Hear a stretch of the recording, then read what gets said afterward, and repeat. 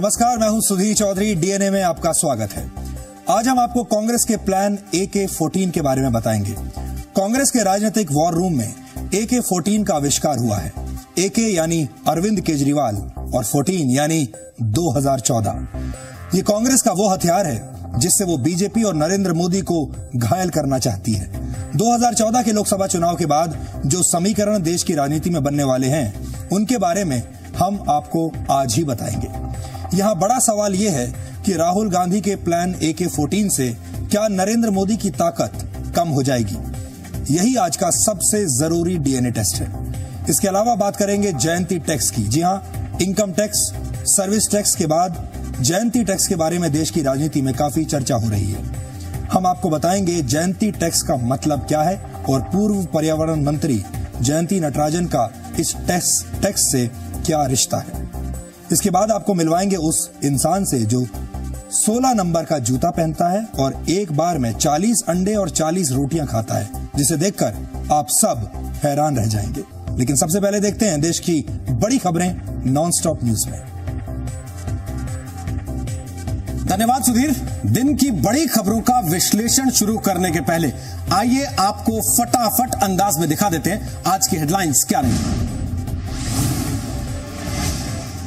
दिल्ली में प्रशांत भूषण की press conference में जमकर हंगामा हुआ।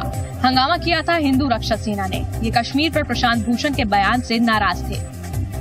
वो भारत माता का नारा लगाते हैं, जो कश्मीर को तोड़ने की बात कहता है, जो माओवाद के समर्थन में कहता है, उसे भारत माता की जयकारा लगाने का कोई अधिकार नहीं। प्रेस कॉन्फ्रेंस में हालात इतने बिगड़ गए कि प्रशांत भूषण को पीछे के दरवाजे से निकालना पड़ा। इससे पहले 8 जनवरी को आम आदमी पार्टी के गाजियाबाद के दफ्तर पर भी हिंदू रक्षा सेना के कार्यकर्ताओं ने तोड़फोड़ की थी।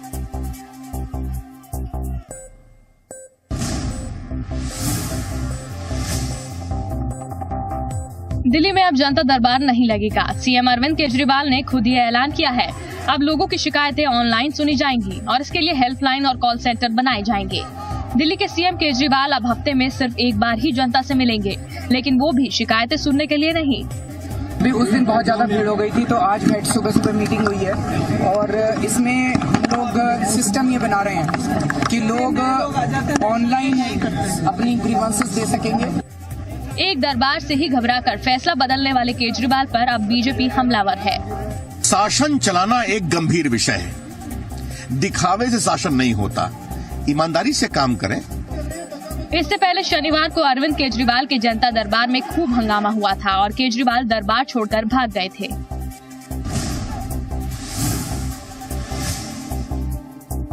पूर्व IPS और अन्ना की सहयोगी किरण बेदी ने आम आदमी पार्टी पर बड़ा हमला किया है। उनका कहना है कि अगर आम आदमी पार्टी को वोट दिया गया तो पिछले दरवाजे से कांग्रेस की ही मदद होगी। बेदी ने कहा कि वो लोग जो देश में बदलाव चाहते हैं, उन्हें बीजेपी को वोट देना चाहिए। अगर कोई नया ग्रुप बनता है तो कांग्रेस उसके साथ लग जाती है। आज आप पार्टी बनी, उसके साथ जुड़ गई। जब आप पार्टी को भी वोट देंगे, इसका मतलब कांग्रेस को पिछले दरवाजे से रास्ता खोल रहे हैं। अब आम आदमी पार्टी पर भी हमला करना कांग्रेस को गवारा नहीं। मोदी ने इशारों में केजरीवाल पर निशाना साधा तो कांग्रेस नेता शकील अहमद कह रहे हैं कि मोदी AAP की बढ़ती ताकत से घबरा रहे हैं। अभी तो एक राज्य में सरकार बनी है आप पार्टी के, वो भी पूर्ण बहुमत से नहीं है, और उससे इतना घबराए हुए क्यों लगते हैं? राजनीति में सबको अधिकार है। बीजेपी ने भी कांग्रेस को जवाब देने में देर नहीं लगाई। कांग्रेस का पूरा सफाया दिल्ली में हो गया, जहां के वो प्रभारी थे। 8 सीटें आई कांग्रेस को, तो उनको अपने आत्मसंतुष्टि के लिए कुछ बोलना जरूरी है। आकाश की कोई सीमा नहीं, पृथ्वी का कोई तोल नहीं, साधु की कोई जात नहीं और पारस और नरेंद्र भाई मोदी का कोई तोल नहीं, कोई मोल नहीं।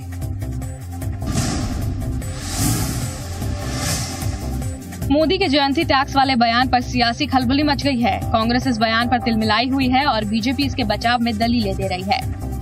जयंती नटराजन के ऊपर जो उन्होंने टिप्पणी की है, मैं पूछना चाहता हूं नरेंद्र मोदी जी से, आपने जयंती नटराजन जी पर अगर इस प्रकार का आरोप लगाया है तो प्रमाण दीजिए, अन्यथा माफी मांगिए। It is not a remark which was just made in slight, certainly. It was a remark which was made because Ministry of Environment and Forest even went to the extent of questioning the Supreme Court when that centrally empowered committee was being formed on the suggestion of the Supreme Court. रविवार को गोवा की rally में BJP के PM candidate Narendra Modi ने पूर्व one और पर्यावरण मंत्री जयंती नटराजन पर ये कहा था कि पर्यावरण के प्रोजेक्ट क्लियर करने के लिए जयंती टैक्स देना पड़ता था। –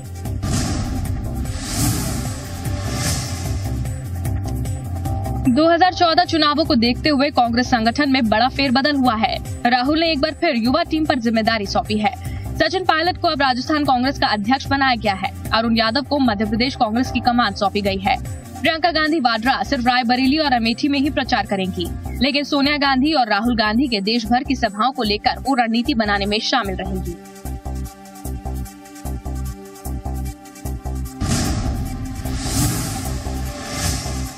कोल ब्लॉक आवंटन घोटाले की जांच कर रही सीबीआई ने सुप्रीम कोर्ट में स्टेटस रिपोर्ट दाखिल कर दी है। सीबीआई ने सीलबंद लिफाफे में रिपोर्ट दाखिल की है। जी मीडिया को मिली जानकारी के मुताबिक स्टेटस रिपोर्ट में सीबीआई ने प्रधानमंत्री और प्रधानमंत्री कार्यालय का कोई जिक्र नहीं किया है।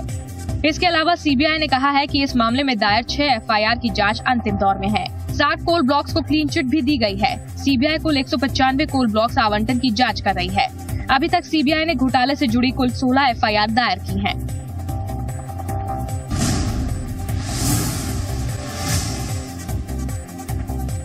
डीआरआई ने कांग्रेस सांसद नवीन जिंदल की कंपनी जेएसपीएल को नोटिस भेजा है।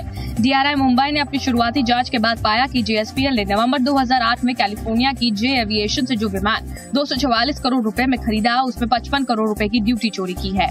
भारत में लाइसेंस पाने के लिए बताया गया कि ये विमान नॉन शेड्यूल ऑपरेटर के तहत यात्रियों के इस्तेमाल के लिए लाया जा रहा है। इस श्रेणी में कस्टम ड्यूटी में भारी छूट मिलती है। जेएसपीएल ने इसी नियम के तहत लाइसेंस लेकर छूट का फायदा उठाया।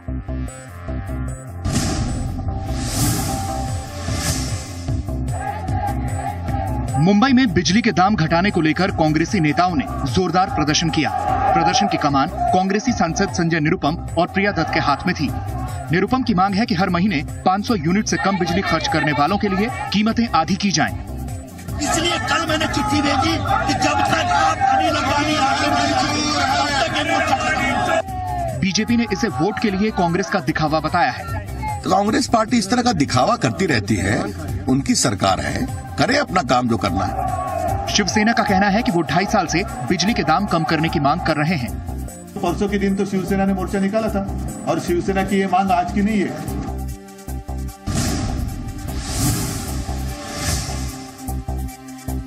चुनावी साल में केंद्र सरकार ने कर्मचारियों को तोहफा दिया है। पीएफ पर ब्याज दर बढ़ाकर 8.75% कर दी गई है। इससे पहले कर्मचारी संगठनों ने बोर्ड मेंबर्स की बैठक में 2013-14 के लिए 9.5% की ब्याज दर की मांग करने की बात की थी। अब तक ईपीएफओ अपने 5 करोड़ खाता धारकों को 8.5% ब्याज दे रहा था।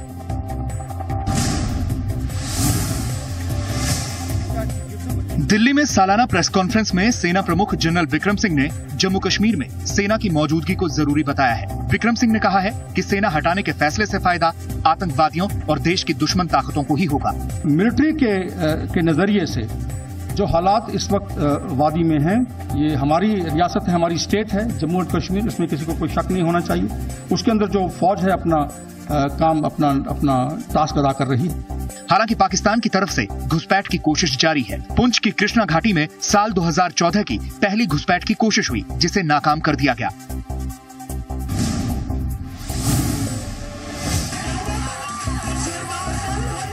केंद्रीय गृह राज्य मंत्री आरपीएन सिंह अपने लोकसभा क्षेत्र कुशीनगर में ठुमके लगाते दिखे। मौका बच्चों के म्यूजिक और डांस के फिनाले का था। इस फिनाले में आरपीएन सिंह भी पहुंचे थे, तो ऑर्गेनाइजर ने उन्हें पकड़कर नचवा लिया। मंत्री जी ने भी बिना तकल्लुफ के खूब डांस किया। तो चलिए अब चलते हैं वापस सुधीर के पास डेली न्यूज एंड एनालिसिस के लिए। आज हम डीएनए में सबसे पहले 2014 के उस प्लान के बारे में बात करेंगे जो अब तक के सारे राजनीतिक समीकरणों को बदल सकता है। यह प्लान कांग्रेस तैयार कर रही है और इसका नाम है AK-14। अब तक 2014 को लेकर रागा यानी राहुल गांधी और नमो यानी नरेंद्र मोदी की टक्कर की बातें की जा रही थी, लेकिन 8 दिसंबर को आए 5 राज्यों के विधानसभा चुनावों के नतीजों और दिल्ली में आम आदमी पार्टी की सरकार बनने के बाद सारे समीकरण अब बदल चुके हैं। अब रागा और नमो के बीच AK यानी अरविंद केजरीवाल की एंट्री हो गई है। और AK को 2014 से जोड़ दिया जाए तो ये बन जाता है AK-14, यानी अरविंद केजरीवाल का वर्जन 2014। ये कांग्रेस का लेटेस्ट राजनीतिक हथियार है और इस हथियार की ताकत और कांग्रेस के राजनीतिक प्लान को समझाने के लिए सबसे पहले आपके लिए इस समीकरण को समझना बेहद जरूरी है। देखिए, ये समीकरण जो इस वक्त आपकी स्क्रीन पर है, यही है 2014 के लोकसभा चुनाव की कुंजी। यह सियासी समीकरण उन संकेतों के आधार पर बना है जो पिछले एक महीने में हमें दिल्ली की राजनीति से मिले हैं। कांग्रेस को अब कहीं ना कहीं लग गया है कि वो अकेले नरेंद्र मोदी की लहर को रोक नहीं सकती। इसलिए कांग्रेस AK यानी अरविंद केजरीवाल को और मजबूत करने में लगी है ताकि नरेंद्र मोदी और बीजेपी के वोट कट सके। ऐसे में कांग्रेस की कोशिश ये है कि लोकसभा चुनाव में राहुल गांधी और अरविंद केजरीवाल की ताकत को जोड़कर नरेंद्र मोदी की ताकत से ज्यादा कर दिया जाए, और यही कांग्रेस का प्लान AK-14 है। यानी नरेंद्र मोदी के दिल्ली मार्च को रोकने के लिए कांग्रेस अरविंद केजरीवाल का इस्तेमाल कर रही है, जिसका पहला संकेत हमें दिल्ली में मिल चुका है। कांग्रेस के प्लान AK-14 के संकेत सबसे पहले दिल्ली से मिले थे। दिल्ली विधानसभा चुनाव के बाद क्या हुआ, ये पूरे देश ने देखा है। जो बीजेपी 15 साल से कांग्रेस के खिलाफ लड़ रही थी, वो अब भी विपक्ष में बैठी है, और जो कांग्रेस 15 साल बाद सत्ता से बाहर हो गई थी, वो अब भी सत्ता के करीब होने का आनंद ले रही है। दिल्ली का जनादेश बीजेपी के पक्ष में था, लेकिन इसके बावजूद बीजेपी को सत्ता नहीं मिली। कांग्रेस के प्लान AK-14 का फॉर्मूला दिल्ली से ही निकला है। आपको बताते हैं कि कैसे ये फॉर्मूला दिल्ली में कांग्रेस की राजनीति के लिए काम कर गया। दिल्ली विधानसभा चुनाव में कांग्रेस को 8 सीटें मिली थी, केजरीवाल की पार्टी को 28 सीटें मिली थी और बीजेपी को 31 सीटें। लेकिन कांग्रेस और केजरीवाल की ताकत ने मिलकर बीजेपी को पीछे छोड़ दिया। यानी जनादेश असल में बीजेपी के पक्ष में था, लेकिन कांग्रेस और केजरीवाल ने मिलकर बीजेपी को पीट दिया। वोट प्रतिशत के हिसाब से देखें तो बीजेपी को 33% वोट मिले, कांग्रेस को 24% वोट मिले और आम आदमी पार्टी को 29% वोट मिले। और अगर आप ये गणित यहां पर लगाएं तो 24 और 29 का जो योग है वो बीजेपी के यानी नरेंद्र मोदी के 33% पर भारी पड़ता है। और कांग्रेस ने अब यही सोचा। ये जो दो चेहरे आप देख रहे हैं अपनी स्क्रीन पर, एक चेहरा है राहुल गांधी का और दूसरा चेहरा है अरविंद केजरीवाल का। अगर इन दोनों ने हाथ मिला लिया तो ये दोनों चेहरे नरेंद्र मोदी पर शायद भारी पड़ जाएंगे, ऐसा कांग्रेस के नेताओं का मानना है। यानी रागा प्लस AK नमो से ज्यादा बैठेंगे। कांग्रेस और AAP को मिला दिया जाए तो दोनों का सियासी वजन बीजेपी से ज्यादा हो सकता है। कांग्रेस और AAP के वोट प्रतिशत को मिला दिया जाए तो यह आंकड़ा 53% हो जाएगा। आप सोचिए, 53% अगर वोटों पर कब्जा हो जाए इन दो चेहरों का, तो फिर नतीजे बदल सकते हैं।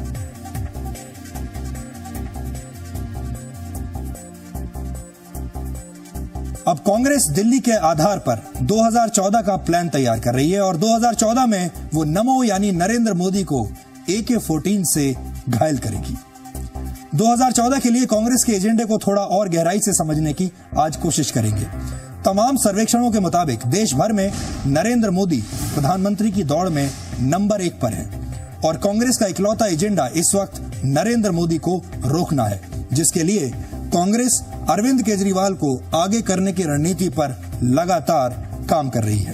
कांग्रेस न तो खुलकर इस बारे में बोलती है और न ही खुलकर इससे इनकार करती है। शायद इसकी वजह यह है कि कांग्रेस को नरेंद्र मोदी के मुकाबले अरविंद केजरीवाल आसान शिकार लगते हैं, जिनसे वो बाद में निपट सकती है।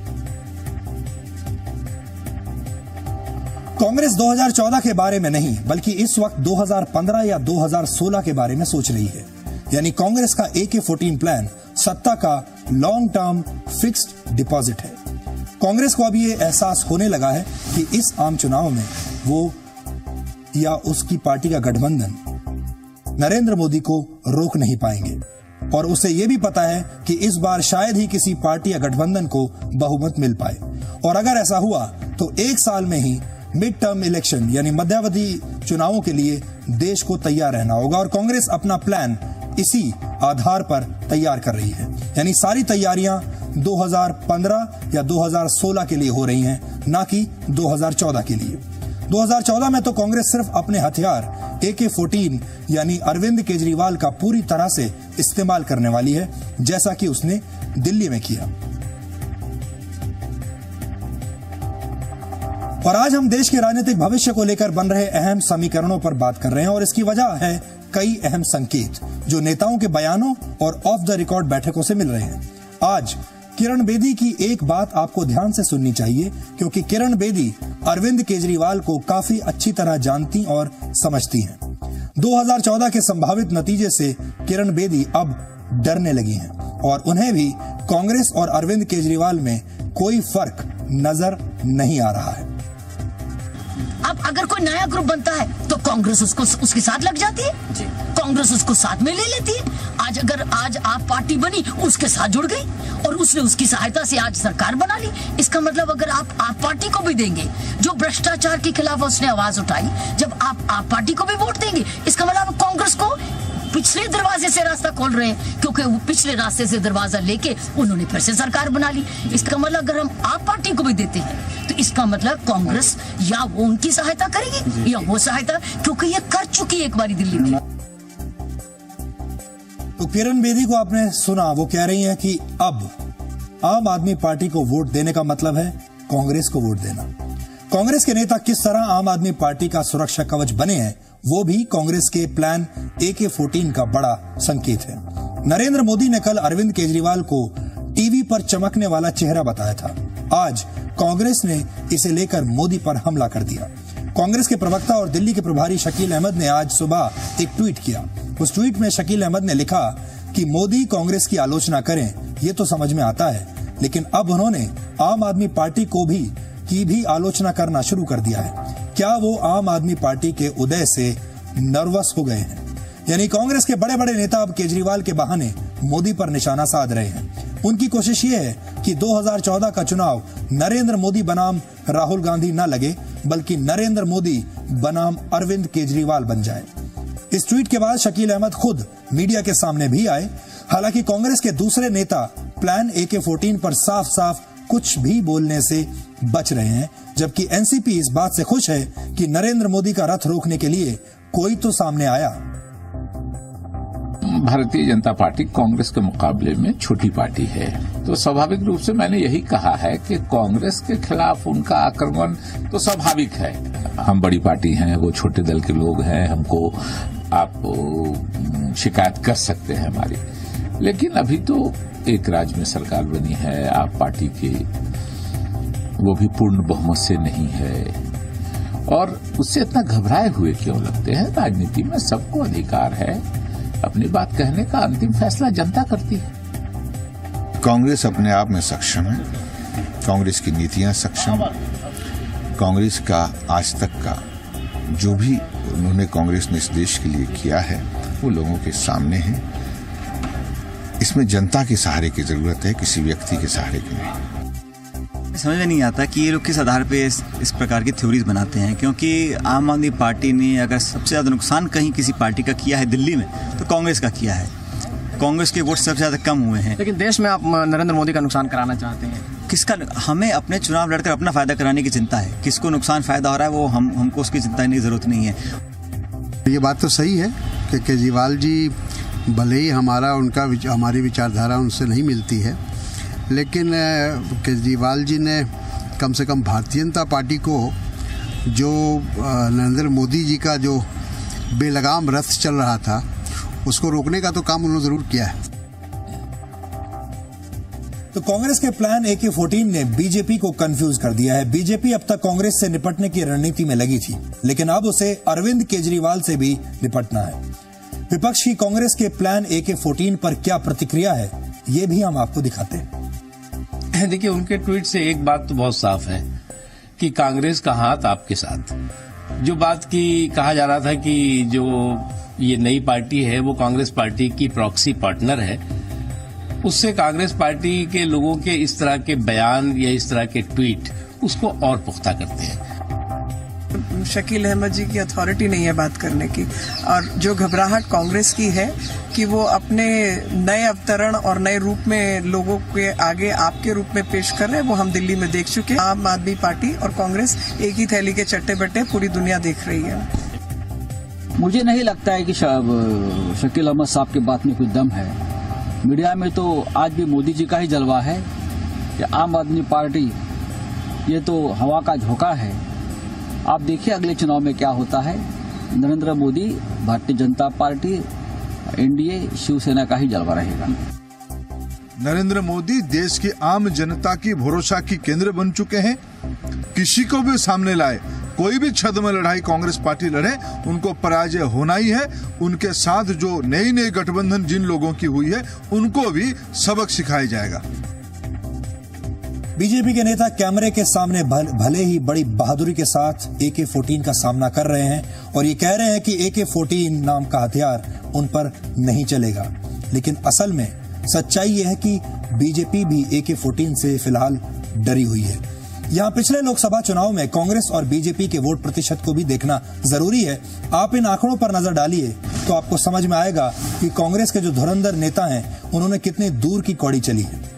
2009 के लोकसभा चुनाव में बीजेपी के नेतृत्व वाले एनडीए को 24.63% वोट मिले थे और कांग्रेस की अगुवाई वाले यूपीए को 37.22% वोट मिले थे। कांग्रेस को 28.55% वोट मिले थे, जबकि बीजेपी को 19% वोट मिले थे, यानी अंतर करीब 9% वोटों का था। कांग्रेस के प्लान AK-14 का विश्लेषण करने के लिए मेरे साथ हैं मेरे सहयोगी सुमित अवस्थी। सुमित, आपसे हम ये जानना चाहते हैं और हम चाहते हैं कि आप दर्शकों को भी बताएं कि कांग्रेस के जो धुरंधर नेता हैं, इन्होंने बहुत राजनीति देखी है, सत्ता सुख देखा है और कांग्रेस जानती है कि कैसे सत्ता में बने रहना है। जनता वोट किसी को भी दे, लेकिन सत्ता की चाबी कांग्रेस के पास ही रहनी चाहिए। इसमें कांग्रेस की महारत है। आप हमारे दर्शकों को बताइए कि जो AK-14 नाम का नया हथियार बनाया है कांग्रेस के वॉर रूम में, ये कितना कारगर साबित होगा और क्या ये बात भी सही है कि इस हथियार के बाद नरेंद्र मोदी भी कुछ सबड्यूड लग रहे हैं, कुछ नर्वस लग रहे हैं, अगर आप उनकी हाल फिलहाल की रैलियों में उनके भाषण सुने तो? बिल्कुल सुधीर जी, इसमें 2-3 बातें हैं।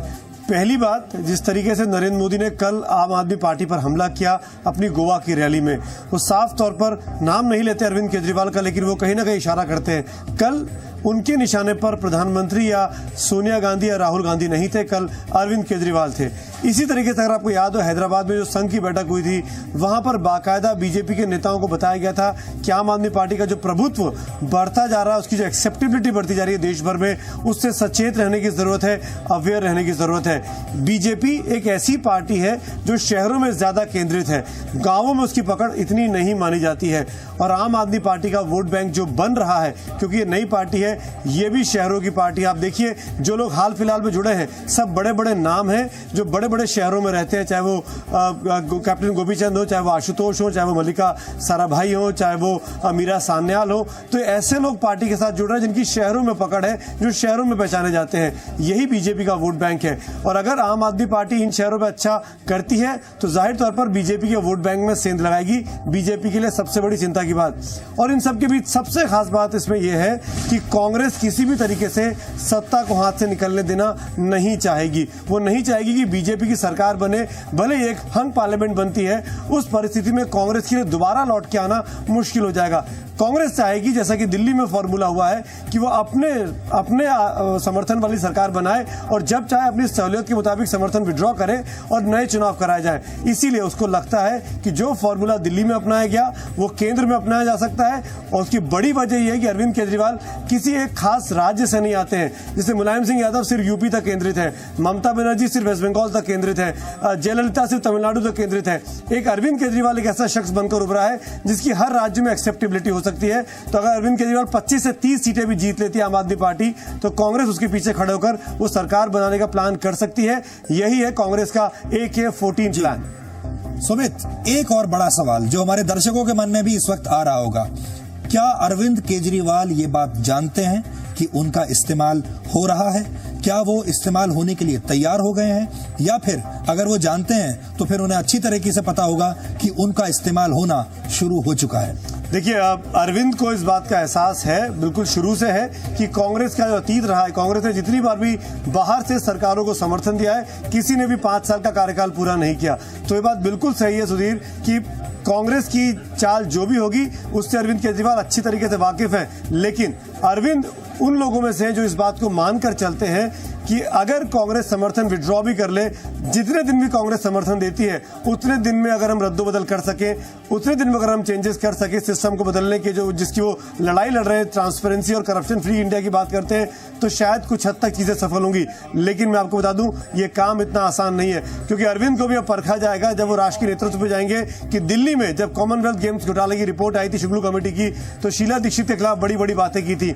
आज उसी कांग्रेस पार्टी के समर्थन से अरविंद सरकार चला रहे हैं। सरकार बने 15-16 दिन हो चुके हैं, अभी तक उस कमेटी की रिपोर्ट पर कोई भी कमेंट नहीं किया है, जब तक कि सरकार में आने के पहले वो कार्रवाई करने की बातें कर रहे थे। तो उनको भी परखा जा रहा है, उन पर भी नजरें हैं। अगर अरविंद सपनों पर खरा नहीं उतरे तो हो सकता है कि जनता उनको रिजेक्ट ना कर दे।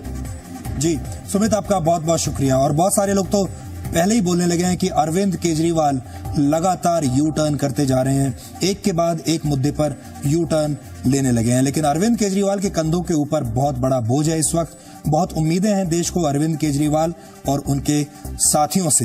लोग चाहते हैं कि वो रातों रात कुछ नतीजे दें, क्योंकि वादे उन्होंने बहुत बड़े बड़े किए थे। और अगर अरविंद केजरीवाल इस सिस्टम को बदल पाए तो ये देश के लिए बहुत शुभ होगा, बहुत अच्छा होगा। लेकिन सबसे बड़ा सवाल ये है कि अरविंद केजरीवाल के पास जो टीम है, क्या वो टीम इतनी अनुभवी है?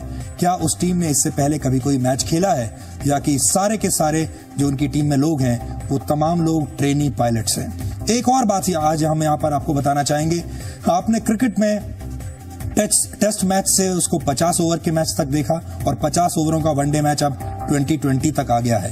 राजनीति में भी कुछ ऐसा ही देखने को मिल रहा है। और जो राजनीति इस वक्त आप सब लोग देख रहे हैं, ये राजनीति का 2020 स्टाइल है। इसमें रातों रात नई नई पार्टियां बन रही हैं, रातों रात वो सत्ता में आ रही हैं, रातों रात तमाम बड़े बड़े वादे हो रहे हैं और ऐलान हो रहे हैं। और एक बात और खास है, जिस तरीके से 2020 क्रिकेट सिर्फ टेलीविजन के लिए देखा जाता है, सिर्फ टीवी पर देखा जाता है, टीवी के लिए खेला जाता है, कहीं ऐसा ना हो कि ये राजनीति भी सिर्फ टेलीविजन के लिए की जा रही हो, सिर्फ टेलीविजन के कैमरों के लिए की जा रही हो और सिर्फ टीवी के जरिए खेली जा रही हो।